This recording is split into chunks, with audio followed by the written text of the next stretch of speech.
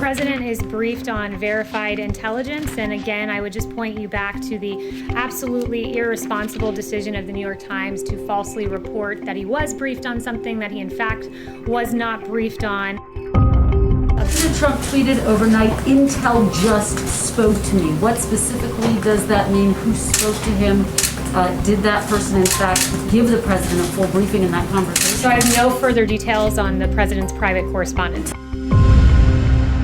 Hey everybody, welcome to the Muckrake Podcast. I am your co-host Yates. Sexton. I'm here with my loyal co-host Nick Hauselman. Good news, everybody. We're back at full power this week. Very, very exciting. Less exciting is what we have to talk about. We have to start with one of the more shocking scandals of a United States presidency that we've seen maybe ever. I don't know. I've lost track of how to really rank these things, Nick. So for those who are not familiar, just to get people up to speed, the New York Times released a very well, thoroughly researched report that said that our good friend Vladimir Putin, our ally, Nick, our ally. What a nice guy. What a nice guy. One of our president's best friends, or the guy who holds power over him, has been paying bounties on the lives of U.S. soldiers in Afghanistan. And that Donald Trump has apparently... Well, we got to get to that. He has either known about it and not commented on it, or the President of the United States has not been briefed on this major situation. Both are bad. There's no good situation in any of this. But I don't know about you, Nick, but it feels what's the word? What's the word where you betray country and do? That's right, treason. Treason. Treason. Your tongue. Yes, treason. It's almost like we don't have enough time to have another impeachment process. Unfortunately, I don't think. But this would have been nice if they could have somehow foreseen that COVID was going to happen and then this was going to happen. They could have waited, put it all together, and have a nice impeachment trial that would probably have swayed somebody. I know you'd argue it wouldn't have changed anything, and maybe you're not. But at the very least, there's lots of time to have Benghazi number of investigations into this, wouldn't you say? Well, I mean, how many Benghazis are we up to for Donald Trump? Only real. Baker's dozen. I don't know. I mean, listen. I had a moment with this. I don't know if it happened with you. What I'm now going to refer to as 2020 brain, which is where like a scandal breaks, and it's just like one of the most disgusting scandals imaginable, right? And by the way, just to put my cards on the table, because I've spent the last couple days on social media basically being told, "What do you care about the troops? You're a pinko commie and you think that they're oppressors of the rest of the world." Well, yes, I do believe that the United States foreign policy has been oppressive. I'm also the grandson and son of veterans. You know what I mean? Like it's a ridiculous black and white assumption that you can't criticize U.S. foreign policy, but also support troops. That's stupid. I support not putting Americans in danger for useless, futile reasons. So let's just start with that. But 2020 brain, this is like one of the most disgusting scandals ever. And it happens. And then you go a couple of days with this floating in the air, and like you almost forget about it. You know what I mean? Because it's just like, well, I mean, all of these things, nothing ever sticks to this guy. But then you forget, like, he's legitimately, because he's like best friends with Putin and because they're authoritarians who are on the same page with the same sort of goals, which is dismantling their countries for parts and, enabling oligarchs and their own power and profit. You forget, I mean, it's treason again. And sitting around with this thing, it's just like when it pops up in your head, it's just the most like shocking thing you can imagine, really. Well, let's pull this apart because there's some moving pieces here. They had captured... Or actually, I'm not even sure they captured, but the intelligence came in Afghanistan, finding in these villages immense amounts of cash. And I believe it was in U.S. cash, which is like a real big red flag to them because this kind of stuff is usually given out by us, not by anybody else. And they couldn't quite figure this out. So they go and they start interrogating some of the Taliban that they've caught to find out, well, where is this money coming from? And of course, they report back that, it's coming from the Russians, and Putin is trying to pay them to, pick off American soldiers. I mean, we up to speed at this point, Jared? Yeah, I mean, this is all dead on. And also it's been confirmed at this point that at least one soldier has been confirmed to have been killed for a bounty. And by the way, these are not, when we're talking about intelligence officials, we're not talking about like Adam Schiff's best friend. We're talking about dyed-in-the-wool. Like, a lot of these people are war hawks, you know what I mean? Like, these are people who, like, are true believers in what the military does and what foreign policy is. Multiple confirmations from multiple sources and multiple publications at this point have confirmed that at least one person that they know of has been killed for money. At least one, and chances are many more.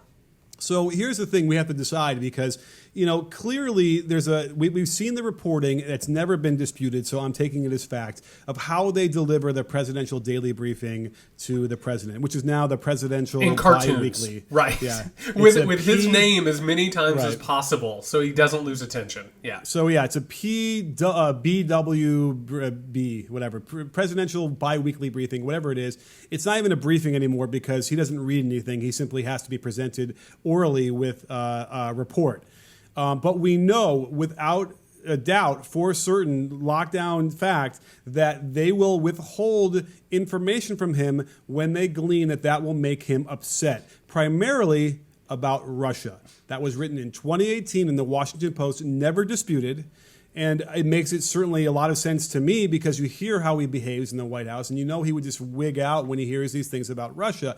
So I would imagine that what happened was they probably buried it in the report on page 50 or 60, knowing he'd never read it, and they simply didn't present it to him when they were speaking to him during these briefings. First of all, this is Cold War level shit. You know what I mean? Like, this is proxy warfare. Is what it is. And it should not, for people who aren't necessarily familiar with history, and I'm sure a lot of our listeners are, you need to understand that Afghanistan has been the site of a lot of this stuff. Like, actually, if you want to go back into the 1980s, one of the things that finally brought the Soviet Union down was they went into Afghanistan. And let me tell you something. It's not good to be an occupying force in Afghanistan. It doesn't work out well for you because the Afghani soldiers are really, really tough, and it's rough terrain. It's a rough place to go fight a war. Well, if only we would have learned this any other part of the world too while we were doing these. Well, we were having all these proxy situations, and the U.S. went into Afghanistan and gave these insurgents. They gave them weapons and training and intelligence in order to destroy, Russian troops and Russian things. Which, by the way, not that ever had consequences or led to any problems for us or anything. But that's neither here nor there. We might recognize a name or two in there. There's a couple names that, they go through. We can't keep track of these things. But again, this is Cold War level shit, is what this is, right? The idea that intelligence would have to bury this. And by the way, what you just did was very charitable. Right? Like, what you just did was like the best possible reading, which is, it was really deep in the briefing. And Trump, had his 15th Diet Coke of the meeting and just started to nod off, and he picked up his phone and he started retweeting white power memes, like we all do. That's a charitable reading, right? But let's pick apart the charitable, and then let's go to the possible things that might have happened here. The charitable reading, this is a grown-ass man. The man in his 70s who wants to be president, which, by the way, right before we started taping, reports are starting to stream in that GOP insiders are like, we don't think Donald Trump really wants to be president anymore. Yeah, right. And the numbers are bad, so he might just drop out. Like a child who loses, doesn't want to play with his toy anymore, which is how they're treating him. It's like there's an unruly toddler. Well, he doesn't like to do that, so let's just work around him or whatever, right? He's a grown-ass man. He's the president of the United States. If they can't brief him on Russia, which is on the record, that they have had to just not brief him on one of the U.S.'s main antagonists and foils in the world, which makes me and you and every one of our listeners in the United States of America less safe, that's patently absurd. The second thing, and this is probably even worse, is that he probably was briefed, did nothing about it, and is now just straight up lying and is just hoping not to get caught in the lie. Wait a minute. He didn't do nothing about it. He went and invited Russia to join the G7 on the United States soil. He said, Putin, come on over. Wait, hold on real fast, Nick. Isn't there a real possibility in the timeline of all of this that he also was trying to get the Taliban to come to America and hang out with him at Camp David? Absolutely. That is part of That the is a timeline. possibility in the timeline we're dealing with. We don't even know what happened. That was something, and by the way, this is another one of those 2020 brain things. A lot of people have forgotten that. He wanted to be the person who ended all of the hostilities over there. He just wanted an award, right? This is why he asks everybody to like put him up for the Nobel Peace Prize. He wanted to be the person who brought in the Taliban. So that's another reason that he might not have wanted to have anything to do with this. He might have wanted an award. He might have brought in somebody who is engaged in a bounty for U.S. soldiers' lives with Russia and has buddied up to both of them. Real quick question, Nick. Why would a person who is president of the United States of America and has taken an oath to protect the Constitution and also look out for the safety of all of us, what mindset would have to be there for that person to engage in everything that we're talking about right now? What is the psychological profile of a person like that? I think it's called a hostage. It's crazy. This person doesn't care about America whatsoever. It is the most dangerous, destructive, narcissistic personality you could ever imagine as president of the United States. And it's what we're watching here. It is beyond disgusting. Oh, and that's the thing is every intelligence officer or anyone who's serving the CIA, they're coming out and really upset about this as well because, again, it does put everybody at risk, especially the troops. And we're going through this whole thing about how the troops are so important and how he defends them. And yet over and over again, there are so many instances where he doesn't give a shit about the military. He doesn't want to do anything to keep them safer anyway. And so, the only thing you can take from this is that he is being held under some sort of spell by Vladimir Putin. Even the thing with Khashoggi, when he was murdered and he just simply shrugged his shoulders on that and didn't do anything, I don't think we would ever expect He covered it up. It wasn't even that he didn't do anything. He helped cover the whole thing up. It's incredible. Yeah, and all for money, all for some sort of deal he was trying to do. And we see it with China, we see it with Russia. So this is this is why he never should have been elected in the first place, why many people had already seen this was going to happen. And that is what's so frustrating about this is that it's not making any like waves, in politically, really, for him. It's very strange. Although I suppose you could argue that his poll numbers are like dipping and going down. But I don't think he, by the way, to address the point you made earlier, I don't think he has any intention of like bowing out of the race or blowing it up sort of on purpose or subconsciously to lose. I think, again, he is so concerned with being prosecuted that he thinks he needs to win. I think that is the main thing. And we've talked about this on prior podcast, where I think if he got some sort of Agnew-ish deal, that was like, we will not prosecute you if you don't run for re-election, I think he would blow out of town so fast. Trump is... For anyone who's ever done this, somebody you play video games with or you play a board game with or you go out and you play basketball with and you're beating them so badly that at some point they just like throw everything down. They say, I didn't want to win anyway. And then they like stomp off. I mean, that's who Donald Trump is, right? And I'm sure that if he could do it without losing face and going to jail, I'm sure he would walk away from the whole thing. I want to make this very, very clear. I don't know if people have stuff on Trump. I've certainly heard rumors of that. I've had people come to me with what they think is evidence of it. I don't know. Go on. Hey, I'm a responsible journalist as well. That's all I'll say. 2016 was a hell of a year for me. I'll just throw that out. That was an odd year for me with a lot of stuff coming my way. But I don't know if there's blackmail. I don't know if there's mob ties. I don't know if it's financial. I don't know if it's just that him and Putin have the same authoritarian worldview. I mean, authoritarians find each other like, magnets and steel. They love each other because, they're all these really, really fragile, brittle, authoritarian, insecure, man babies. And they all find each other and they work for each other time and time again. I don't know exactly what's happening. All I know is that we can never call the Republican Party the party of national security again. They have just failed time and time again. And we, by the way, we can spend the rest of the podcast going over one case after another. We can start with our good friend Ronald Wilson and just go, selling arms here, doing this here. The times that they've put people's lives in danger without the needs that they need, without any thought about what might happen to them. They don't pay for their health care when they get back here. They don't take care of them. They use them and abuse them and throw them out. The Republican Party cannot be known as the party of national security anymore. Number two, anybody who has any doubt about this, look at it on its face. Look at the evidence. Donald Trump doesn't care about troops. He doesn't care about America. That's just the bottom line of this thing. He does not actually care about America beyond what it can do for him. We also have to throw in their fiscal responsibility as far as Republicans go, because that's another one of those. But why would or pro-life? Let's do that. It's all these things that they just continually say are their principles, but they're not true. They're political cudgels. They don't actually care. Like we've talked about this before a little bit. They don't actually care about abortion. They know that it wins elections. They know that it raises tons of money, and it creates a dichotomous divide, right? They don't actually care about lives. They care about what it gets them. They care about power. That's what this party's all about. Well, let's discuss a little bit for a second about why would Putin do this to his good buddy Trump?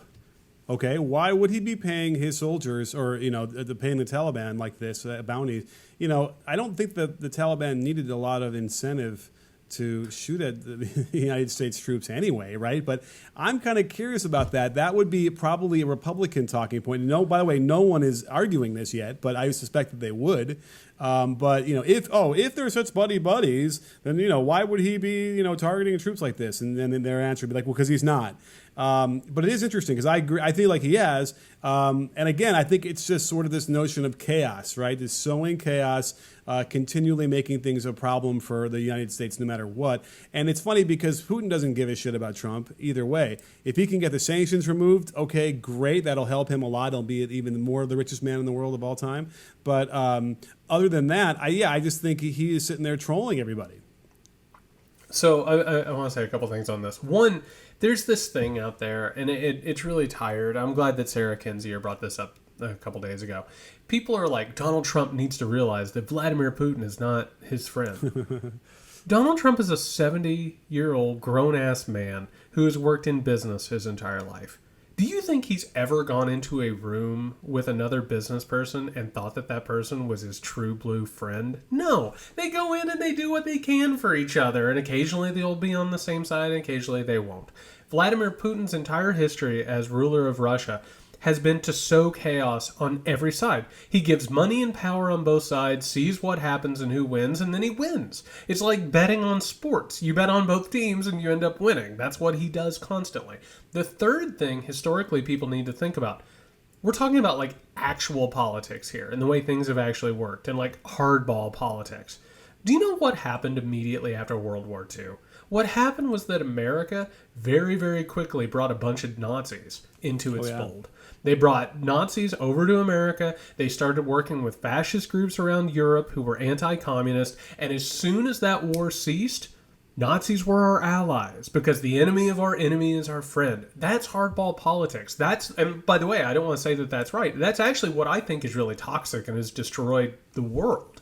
I actually think that hardball politics, as you would like to call it, is just so immoral and disgusting, right? But that's what's happening here. If Vladimir Putin thinks that maybe in the future the Taliban or even Al-Qaeda or even an ISIS at some point or another would help him geopolitically, do you think he would hesitate for a moment?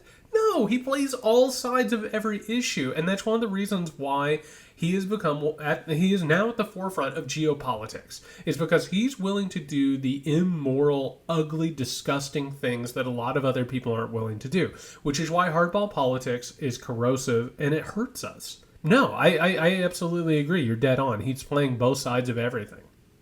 Over the weekend, we did a podcast with a historian. It was really interesting about deep United States history, and one of the concepts I kind of wanted to bring up and if you haven't listened to it, just check it out. But we didn't quite scratch the surface, and I don't know if we did this before last week. But do you think that the founding fathers intended the United States to have only two political parties in control?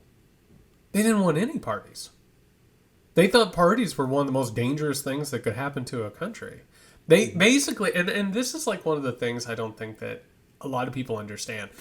the founding fathers were this oligarchical society that thought that if they just maintained control and that they were always in consensus, you know what I mean? Because what did they have to argue about? They wanted power and they wanted money and they wanted control. So obviously they would never have a problem with each other. And then almost immediately they're like, oh, all of a sudden Federalists and Democrat Republicans, here we are, and now we're fighting. And all of a sudden you had like John Adams outlawing political dissidents. So no, they didn't want political parties. They thought that was like one of the most toxic things possible. And then they just immediately went to it. Which, by the way, is one of the reasons we're in the situation we are now, is because of the bipolar nature of our politics. I mean, we were talking about it before we recorded. The Republican Party just went and met with Trump to be briefed on his non-briefing. Like, they did it not for informational purposes. They did it so they could create a PR strategy on how to handle this thing. Yes, and if you missed Kayleigh McEnany's press briefing, we need a new name for what they are, because they're certainly not. They're not press briefings. Who would miss those? They're so informative, Nick. There's so much information and truth telling at these things. It's by the way, do you watch them? I do. I appreciate the way she reads from her notebook very well. C.J. Craig must be rolling around in her whatever she is right now. Her fictional TV grave. Wait, do you actually watch those briefings? I mean, I watch the snippets on Twitter in video, so I do, maybe not the whole thing in all one shot. I have to again tip my cap to you, Nick. I do this all the time because the masochism that you have with this stuff is incredible. The episode where Nick watched 3 straight days of right-wing television is fantastic. I can't do it. And that's actually part of this as well, is I think my trust of the administration has just cratered to the point where I have to turn off the TV immediately when she comes on. I just can't. It's just such bad faith garbage. And I even tried with Huckabee Sanders. I just can't with her. It's a bridge too far. You know what I mean? Yeah, she's worse. And so I think Kayleigh's worse than Huckabee. Although, you know what? Actually, my wife and I were watching it maybe this weekend, and she turned to me and said, you know what? I think I hated Huckabee worse. But even still, she's packaged. Kayleigh's packaged differently. And in fact, people are now, have turned to just complaining about what she's wearing and how inappropriate that is now. But the point is that she tried to clean this up a little bit about what Trump said last night versus what she said today and what they learned. And what you're getting and what the gist of this is that she's saying that, it was unverified, and people never give unverified stuff to the president in a presidential daily brief. Of course, don't you know this? Now, that said, if that was the case, then Obama would never have gotten briefed about Osama bin Laden and where he was hanging out before they took him out. That's how ridiculous that statement is. That is one of the most dumb shit excuses that I have ever heard. Can you imagine? Okay, Nick, you've been a leader of men. Okay. You've been in positions of authority.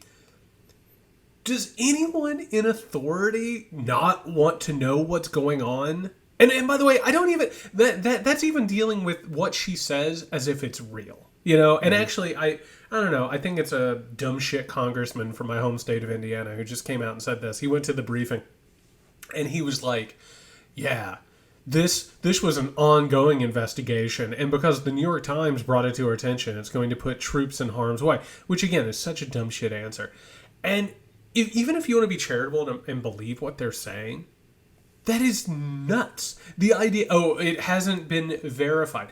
It's been, what are these people talking about? It's such grasping at straws. And again, it's boot-licking madness what these people are involved in.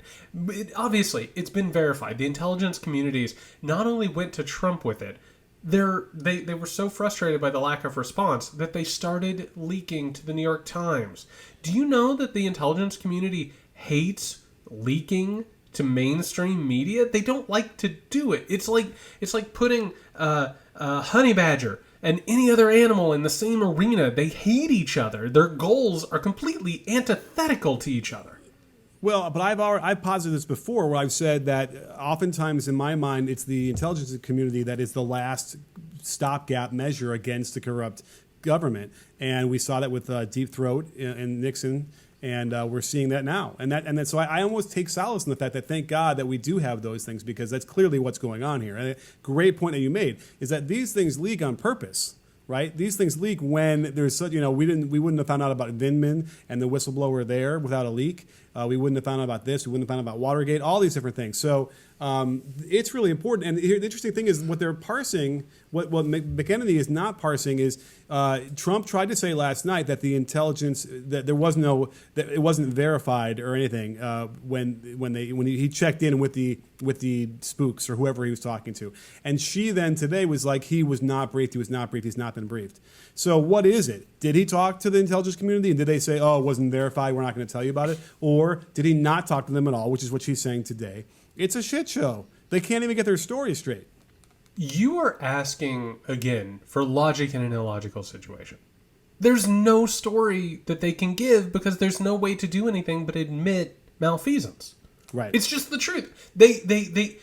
They probably knew about this and then hid it because Trump loves Putin and doesn't want to throw dirt at him, which means that he betrayed his oath, which means he probably, well, not that he shouldn't be president, and he put people at risk, including us and the troops. How many military and intelligence leaks do you remember under Barack Obama? Jeez, not many. I mean, I'm trying to think. Was the thing at the border with the guns and the cartels? Was that a leak? I can't. remember. What was that? Was that it wasn't Rush Hour? It was Fast and the Furious, right? Yeah, right. Because right. that was like one of those like we're gonna go down to Cuba and kill Fidel Castro with like a poison cigar type operations, right? Yeah, right. It's the type of things that the CIA operatives dream up when they've had one too many scotches in a hotel bar, right? Right. This is not what they do.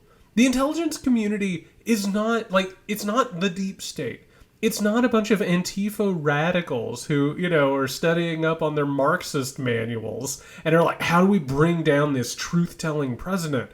These are people who are like, they're hardliners, man. They go around the world and interfere in the democratic processes of other countries.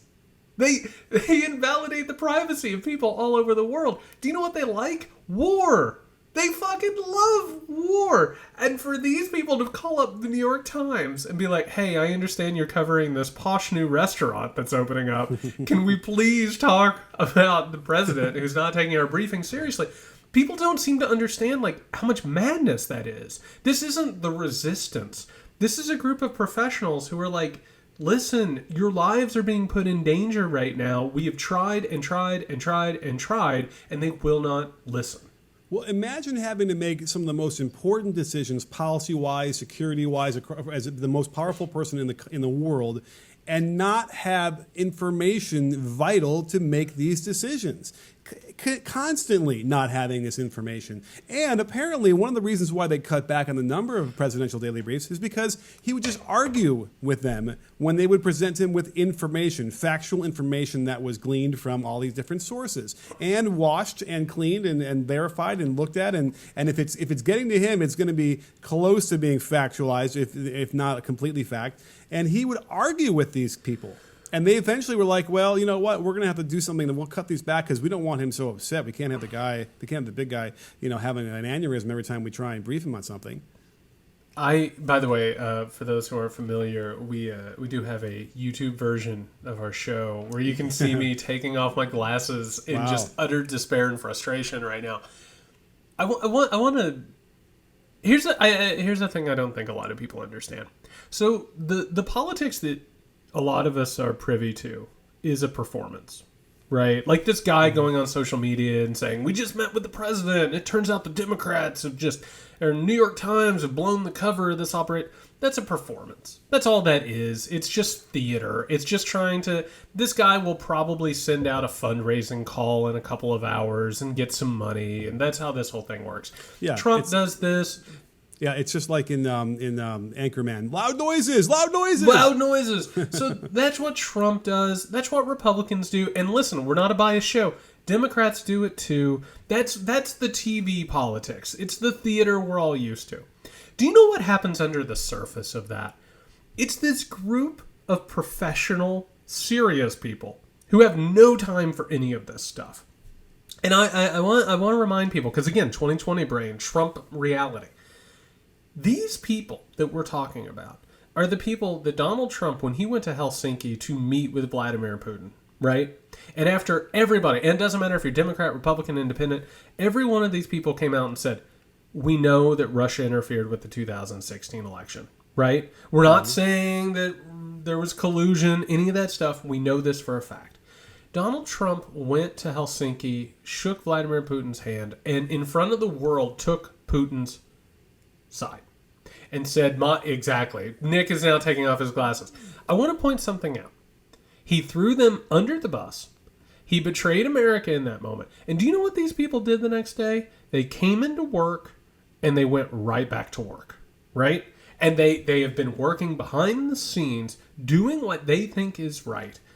And then it's just like, eventually it's like, well, what do we do anymore? These professionals who have no interest in going on Twitter and yelling at people and revealing that they have a secret son named Nestor, these people who aren't interested, in their next campaign ad is they throw up a bill or Obamacare and blow it up with an AR-15 or, paint shit on their faces, whatever.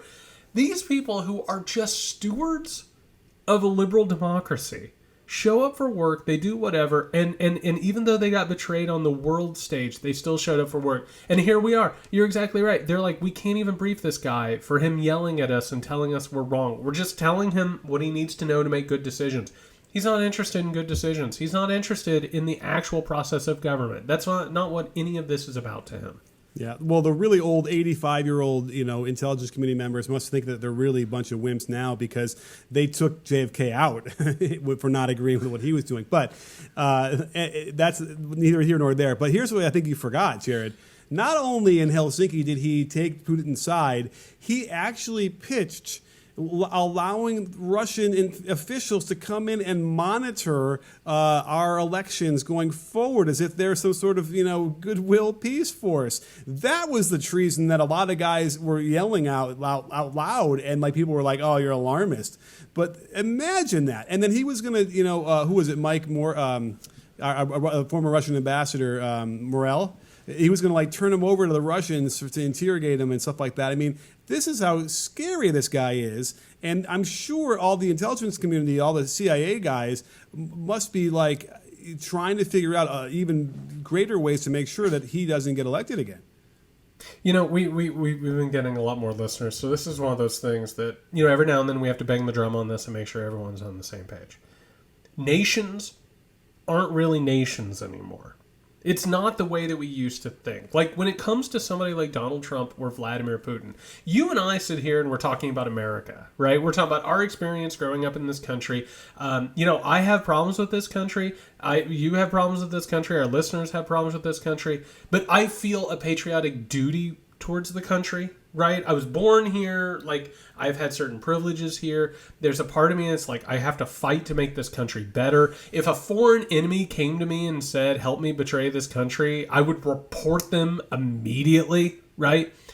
We look at countries as if they are nation states, as if they are sovereign places. Donald Trump, Vladimir Putin are post-political. They're business people. They look at countries as operations. They look at, how do I use this place to strip it down to bare parts and sell off everything? And, basically it's an international consortium that goes through and figures out the way to make the most money.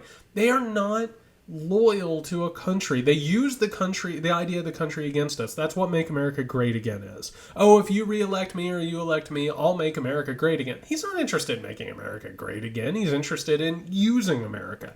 That's why all this is happening. We're all talking about government as a way to make lives better. He's talking about how to use government to make his checkbook better. And it has nothing to do with the country that you and I and our listeners are interested in. It's a fine line between global corruption and progressive globalism, right? I like to look at this as, we're not necessarily nations either. I think there's a progressive ideology that, we're all sort of part of the same globe, right? And, even with the trade, China makes the clothes, Mexico's doing the parts, we're going to do the innovation and tech, and so on. And I almost feel like what you're describing is sort of what Trump sort of feels the same way, but just more like he's looking at it as a carcass. versus countries. It's what you just said is really interesting, and this is one of those things where I kind of wish that we had like a 7-hour podcast to get into this, right? Because what you just said, that it's really fascinating because Trump and Putin and everyone under them, everyone from Alexander Dugin to Steve Bannon, they all go after globalism. And they're like, oh, globalism is destroying our countries and who we are as a people. They're not actually interested in destroying globalism. They're interested in taking it over, right? They're like, eventually, like, we'll have a rise of ethno-states where, like, only Americans, which are white Americans, and only Russians, which are white Russians, right? They'll eventually have it out and we'll have a new Cold War and one of them will win the global system and take it over. Globalism, as it is a caste system. What you just said is interesting, which is that America will take care of tech, and China will do this, and Mexico will do this. What we've done is we've taken nations, and we've been like, oh, you're a second-class nation. You are now going to handle all the industry, so Americans don't have to anymore. The truth is that doesn't really work, right? The way that it's set up is faulty. But you don't have to have a dichotomous decision. We don't have to be on this podcast and say, you're either a globalist or you're with Trump, which is insane, right? Like that, and that's one of the reasons why we did this podcast in the first place, is there have to be nuanced views. There are better things than globalism, but being anti-globalism doesn't mean that you become a white nationalistic alt-right troll, right? Or like a fascist neo-Nazi. And that's what they've done. That's the simple language and propaganda that Donald Trump and Bannon and Putin have created. And we don't have to live in that. It's like a really insidious idea. I think the worldview that JFK had laid out, I think, was the ideals that even today a lot of progressives will still, adhere to or look up towards, because there was this notion that we want to make sure that we can elevate everyone's positions in across the globe and not be oppressed. And and while it might not be democracy like we know it, there are some basic human rights being involved here. There are opportunities for people that could make money make money. I don't want to say like money, but sort of get themselves out of poverty and have a opportunity that they deserve as humans. And that is a very, very threatening position to take. Obviously, it was very threatening back then to a lot of the hawks who would want to, continue war and not sort of. It's a zero-sum game for them and for Trump, and that's a real frustrating thing because it just seems logical. Again, there's that word that we would want everybody to have the same opportunities that we would have across the globe, to live and Well, pursuit of happiness. First of all, you're the best co-host in the business. Done. Period. Because you just took this podcast in a direction that I didn't even expect it to go, and we need to talk about this. So, what modern president heroicized John F. Kennedy? Clinton. Bill Clinton saw him. Everybody knows that one of the most famous pictures is Bill Clinton shaking John F. Kennedy's hands. He really wanted to be John F. Kennedy. Right? He really did. Really wanted to be John F. Kennedy. Now, one of the things about Clinton that we need to understand, and I'm so glad that we've now gone down this globalist rabbit hole, because this needs to be talked about. Why not? We had another segment? Screw it. Let's do it. Oh, we'll get there. We'll get there. Well, maybe we will. Who knows? Yeah, again, best co-host in the business. Okay, so Bill Clinton comes in 92 and beats George H.W. Bush, right? So he comes in, and one of the first things that lands on his desk is a thing that George H.W. Bush has been working on. It's also a plan that was spearheaded in the 1970s by Ronald Reagan. That plan is the North American Free Trade Agreement, right? And by the way, that is the entire blueprint for modern globalism. It's the idea that we'll send here, they'll send here, and we'll just go back and forth. Quick question, Nick. Can you tell me, whether you know or maybe you just guess, what political party do you think provided the support for NAFTA in Congress? When Clinton was in power? When Clinton was president. I mean, the Democrats ended up owning it. They ended up owning it, but the Republicans were actually the one who pushed it through. Because it was a Republican plan from the very beginning that Clinton had to see into stewardship. Now, here is the difference in philosophy, and this is a huge thing. Bill Clinton saw himself as JFK. And what you just said about JFK's vision for the world, which is we'll all come together and we'll all grow. And if you listen to any of the speeches, Bill Clinton's idea was by doing this globalist project, we'll all come into the middle class and it will just be like a really equal middle class. Well, here's the thing. The Republican Party wasn't really interested in that because the Republican Party since the 1960s has been completely dedicated and obsessed with white supremacy as a means of power and control. So they push through NAFTA, and all of a sudden we start having this realization of, and by the way, let's go real deep, Thomas Jefferson's idea of an agrarian America. And for people who don't know this, Thomas Jefferson's entire idea for America was that it would be this large agrarian country where we had no industry whatsoever. We would raise up all the cotton, all the agricultural stuff, and what would we do, Nick? We'd send it somewhere else, and they would use it for industry, right? So all of a sudden, we would have an entire system where America would never dirty itself with industry. Well, guess who embraced that in the 1990s? The Republican Party. Because guess who else embraced it? That's right, the Confederate States of America. And that's what they wanted America to be. So what you end up having, which is the thing a lot of people misunderstand, is that you have globalism, which starts out as a project to bring everybody into a place of equalness and better lives. And people say, no, this is now going to become a racial and a global way of oppressing and maintaining power. So you're exactly right. There is this weird thing that happened with JFK and Bill Clinton and with this entire Confederate operation that ended up becoming a racial and a class system. And that's what they're fighting over now. They want control over a system that oppresses particularly people of color all over the world. Yes, I was not prepared for that journey that we just. I wasn't prepared to talk about that either, but that's I mean, truth. Listen, there are moments when I know that like in China, the sweatshops that the Nike is making these people work in. There has to be some lip service paid at least to the notion that even though they're paying such little money to them compared to what we are used to making, a lot of times it is a lot of money in their situations. So there is some notion of that where people can actually have a better life or make more money than they would have made without those factories being there. Just a quick little notion. I just want to get the facts right because we care about facts, right? Yeah. The final House votes on the North American Free Trade Agreement.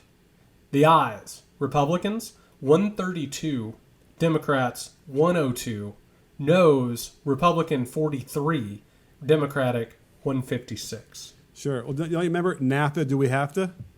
That was a big rallying cry back then. Terrible cry. Okay, go on. I'm sorry to interrupt your point about that. Listen, if you want to look at the 4D chess that Newt Gingrich might have been playing, that let's get this through, and then we'll just flip it around him in '94, and we'll just hammer him for getting it done, even though we were the ones who shepherded it through. I mean, it's sort of, I think, what happened. I think also maybe they didn't realize that it would lead to job losses in America, which I think they prepared us for. If you listen to Clinton carefully, he did acknowledge that factories were going to close, they're going to open up in Mexico and those different things. But the point also was that the price of things would go down and we'd actually be able to afford more. And that was probably a bigger benefit than some of the factory jobs that were probably going to be lost anyway. So one quick fact and a quick anecdote. One, the reason why Bill Clinton believed that wholeheartedly was because he came from the great state of Arkansas, which is also the birthplace of Walmart. And let me tell you something. As the governor of Arkansas, Bill Clinton was tight with Walmart. And Walmart built its juggernaut from importing goods from China and then claiming that they were all made in the USA, waving an American flag. So there's a reason why Clinton believed that. The second is an anecdote. I come from a factory family. And I have to tell you that NAFTA not only destroyed my family, and I have problems with that, and I have problems with the globalist system and all this stuff. It destroyed my family. It not only took away their jobs, but because of Republican politicking, they weren't given training. They weren't given incentives. They were not taken care of in this complete reshifting, right? So anytime that you have like a major project to push a country into the future, people get lost on the wayside, and it was people like my family. They suffered greatly. They lived shorter, more miserable lives because of this thing. But here's the thing at the heart of it. Do you know who my family supports now? It's Donald Trump. and they support Donald Trump because they're still pissed off about all of that. They have a reason to be pissed off about it, but that goes back to the dichotomy we just talked about. Just because you're against that entire system does not mean you're with Donald Trump. That's the way he says it, right? That's like the world is winners and losers, right? There's America and then there's shithole countries, or whatever you want to say at the time. It's not dichotomous, but they've made it dichotomous. And unfortunately, that's been the message. And what we just talked about is one of the reasons why America has been hollowed out, and also one of the reasons why the coronavirus has been so terrible, is these people were not taken care of, and they were not given an opportunity to get ahead. It just didn't happen.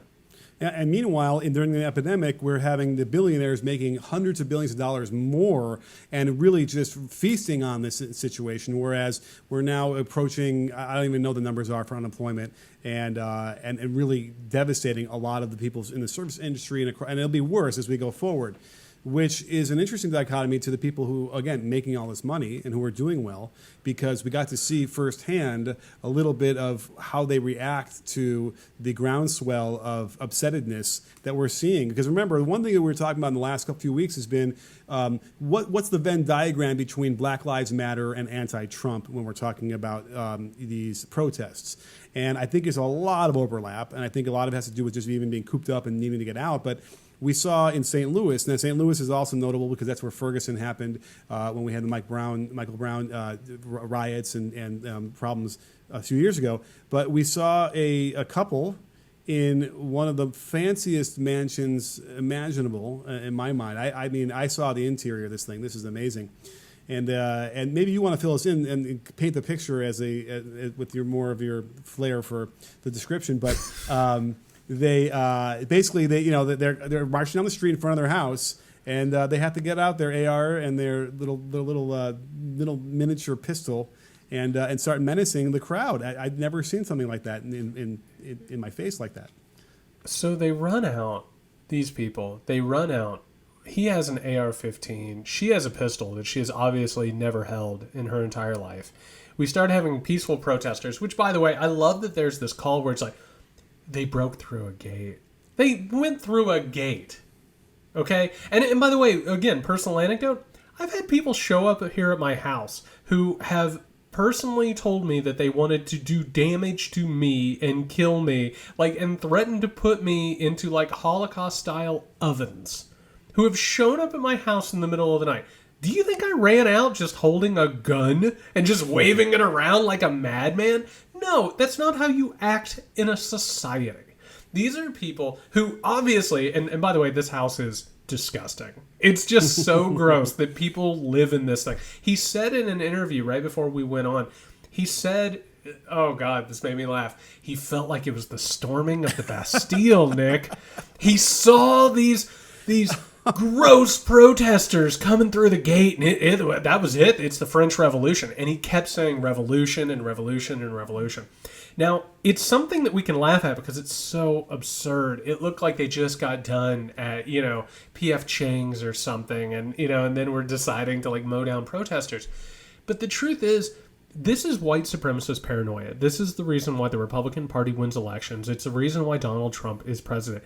They have been radicalized into believing that African Americans, first of all, hold the potential for mass chaos at all times, right? This is why we need law enforcement who's willing to kill them and take them down all the time. It's why they need military-grade weaponry. Dude, can you imagine running out of your house as a parade of people playing instruments and singing chants?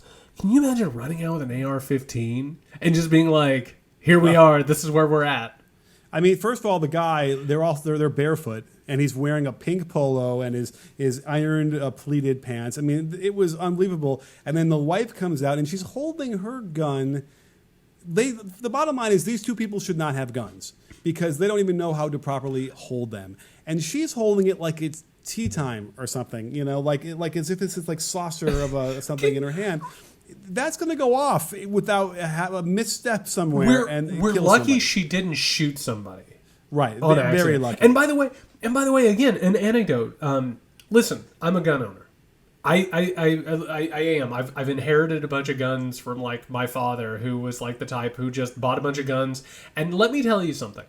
My family has moments of just really offensive behavior. I've heard them say fascistic stuff. I've heard them say unbelievably fascistic, racist stuff. Do you know what real gun owners talk about when they give somebody a gun? They talk about safety.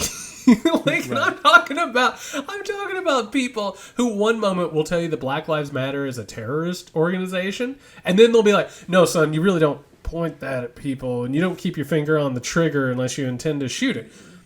It's insane to me that this happened. This is obviously a couple of people who feel very guilty about internally and subconsciously. Maybe they don't even understand it. They feel very guilty and endangered living in this. It's not even a mansion. I think mansion actually underplays it. It's a palatial estate. Yeah. Yeah. Right. By the way, when I saw how much it cost, and if you know what the real estate is like in LA, it's like the most bargain basement deal of all time. It's St. Louis. St. Louis, and by the way, this is why people keep listening to this podcast, Nick, because it just keeps churning. Do you know what hollowed out St. Louis? Not just NAFTA. It's operations like NAFTA, right? That have created places in the Midwest where this has happened. And by the way, why do they not feel safe? Oh yeah, because they live in a city where people are oppressed, and they know that people are oppressed, and that a spark could possibly lead to bad things.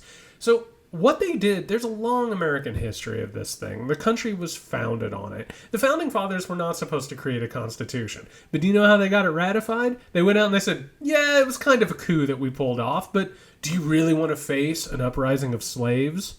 Do you really want to face Native Americans on the warpath?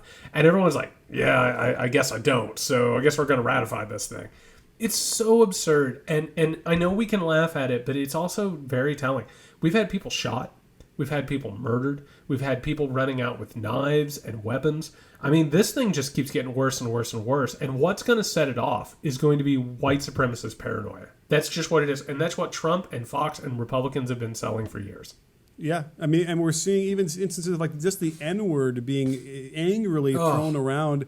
I saw a video this weekend, and it was the people weren't even black people, but they were being called the N-word in such a... It's just...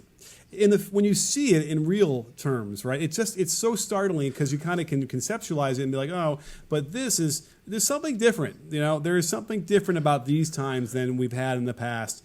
And my real quick question to you would be is, if you were a next door neighbor of this couple and you were like, sympathetic to the cause or agree with what the marchers were talking about, like, do you feel threatened deep down in your bones enough to where you're going to get your guns out and get out on your lawn and start pointing them at him? I don't think so. I think, and I guess the point I'm trying to make is that the political nature of where we've gotten to in our country has now made people so on edge, I suppose, and so radicalized their thought process that, like, if I was their next door neighbor and I was like, yeah, I'd go out there and I would probably like cheer him on or just stand there and we could give him a salute or something. And I don't think I would have felt at all threatened that they're going to come storm into my house and do some damage. I didn't plan on talking about this. This has been a podcast of spontaneous conversations. I enjoy that. I hope our listeners do as well. I want to let people in on a truth. And it's a truth about white supremacy and white racism in America. Okay? It's not just a thing that hides under the surface. I can tell you that racist people, when they're around other people that they are confident are racist, talk about shit that would just curl your hair. Like my family and people that I grew up with, they have part of this story that we're talking about right here. They have talked about needing guns for a race war for forever. Like the people who prep, the people who like stockpile guns, the people that you would think you're like, oh, that's cartoonish. It would be over the top to talk about them sitting around a living room or at a picnic or wherever having these conversations. They're having them. They literally are talking about, the African-American population, well, they don't say that, but, the black population in America is getting out of control, and eventually these Marxists and Democrats are going to lead them into a revolution, and what are you going to do? Or the New World Order, right? Or the UN, or whatever racist conspiracy theory or whatever. They talk about this stuff.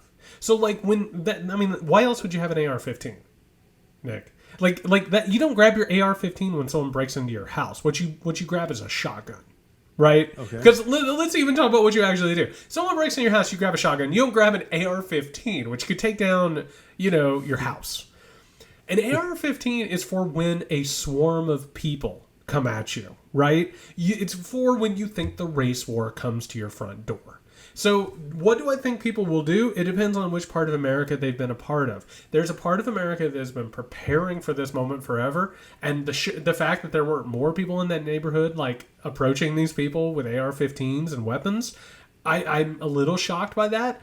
But yeah, I don't know what their neighbors think. I don't know what these people think, but I know that there's a large swath of America that actually believes this stuff and would have done the exact same thing, and possibly worse. Well, your friend and mine, Matt Gaetz, had an interesting tweet. The esteemed congressman from Florida said... Nestor's dad, quote, "In Joe Biden's America, your job is illegal. You are locked in your home. Borders don't exist. MS-13 lives next door, and the police aren't coming when the mob arrives. This is all of us," and it's a picture of the husband and the wife. And by the way, the husband who had spent extra money to trick out his AR to be a lefty, to be used because he's a lefty.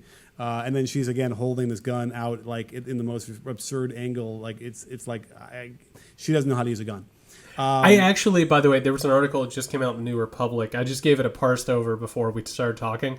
The person who wrote it says that it's not actually outfitted to be a lefty AR-15. He just didn't know any better, which just makes it all that much better. Never mind then. I've seen some, again, I don't know much about guns, but okay. Can I ask you a question for clarification? Because this is one of those things that I actually think Democrats are failing on because they don't want to talk about it. So Matt Gaetz says that in Joe Biden's America, the police won't come and help you. Nick, in the interest of non-biased communication and fact-telling, what Democrat of the last few decades has spent more of their political capital trying to raise money and funds for law enforcement organizations?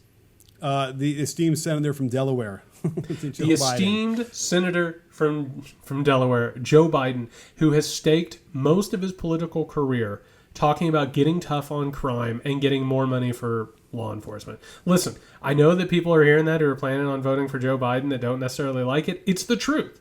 So if you want to live in Matt Gaetz's world where Joe Biden is an Antifa, like rioter in the streets, you can.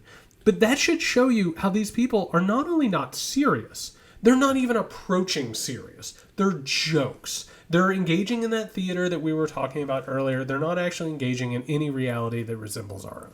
Let me ask you this. Who's the president right now? Whose world is this that's been shaped?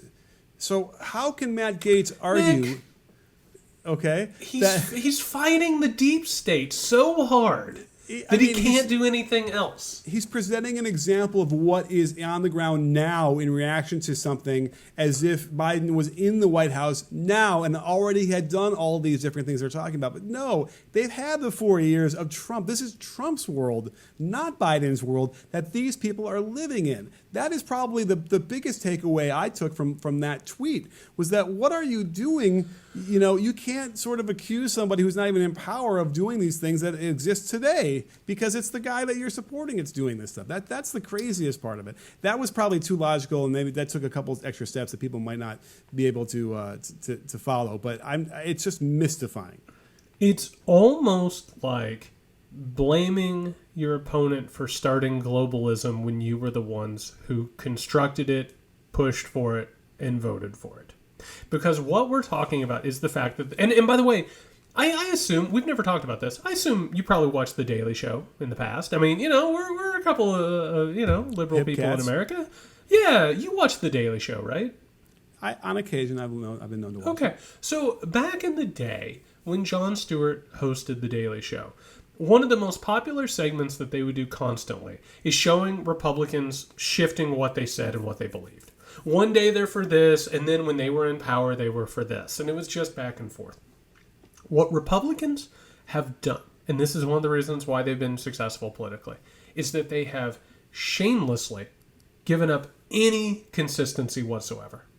That's how they gain power. It's one moment, whatever is good for them politically is, they'll change it the next minute depending on. It's malleable politics. There's a reason why Donald Trump says one thing in the morning and says another thing in the afternoon. And you couldn't actually pin down Donald Trump's politics besides saying that it's racist, xenophobic, and occasionally it switches around, right?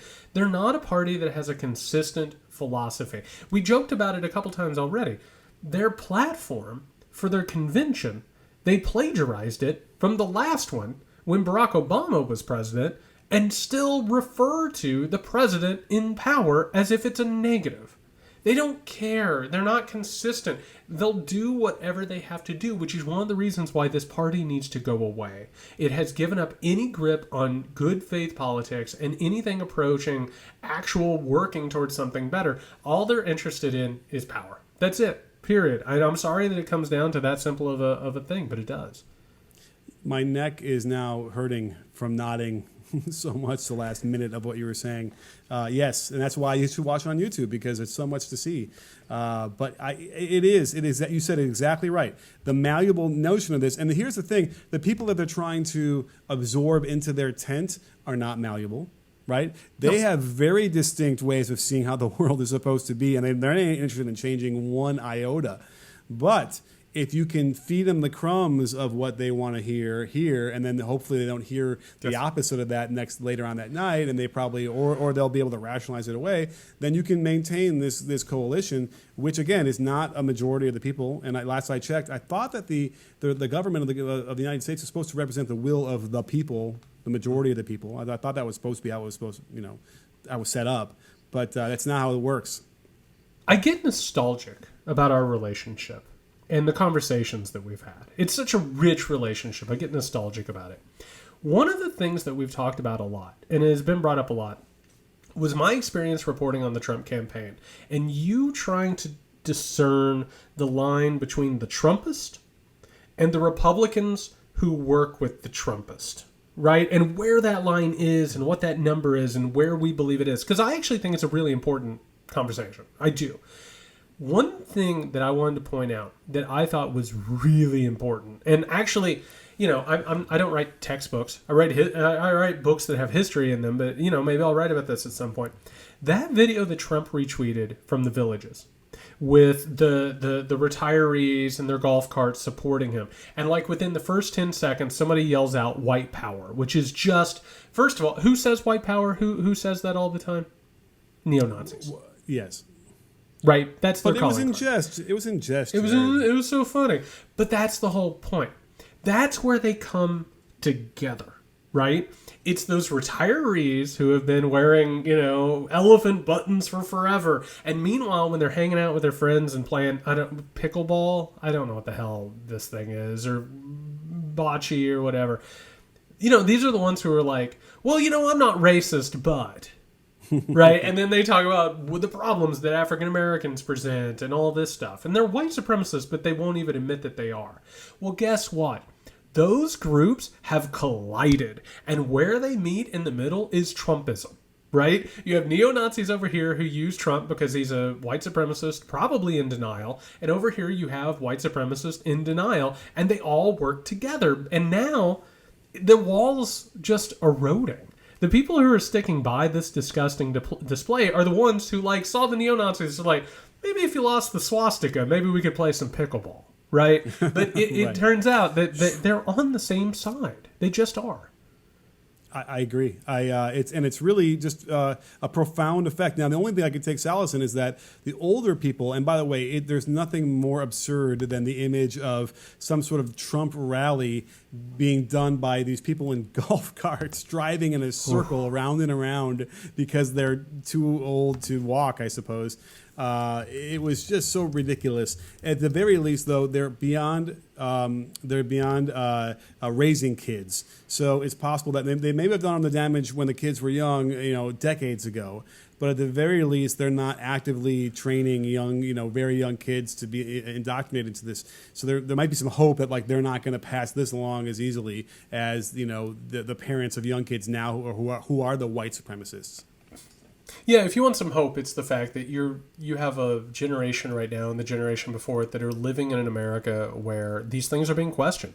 They're a lot smarter about politics, and they're a lot smarter about what actual history is and what privilege is and what systemic racism is. So there is hope to be had. I mean, all this stuff we're talking about, Trump betraying the country and all that, I mean, it's rough stuff, but there's hope. And you know what? Speaking of, we try our hardest to make this a hopeful podcast. We try and give you information and, bring you a realist, actual nuanced perspective, but we try and bring hope with it. So we want to thank you for hanging out with us. It's really, really cool that you do and the support that you give us. You've been doing a fantastic job of helping this show. Again, what we ask, we're not looking for money. We don't have a Patreon, any of that stuff. What we're asking, just please share it. Just, share it with your friends, share it with your social media, like it, subscribe it, rate it, leave comments. Weirdly enough, all that stuff helps. It helps with algorithms, and it's helped build our audience, and it's certainly growing. So we're really, really appreciative. We're going to be back later this week. I'm hoping to do a live stream on Sunday where I'm going to talk to people. So if people are interested in that, come along. Man, it was good to be back here. I missed this last week, so this is nice. Until next time, you can find Nick at Can You Hear Me SMH. You can find me at JY Sexton. Until then, everyone, be safe.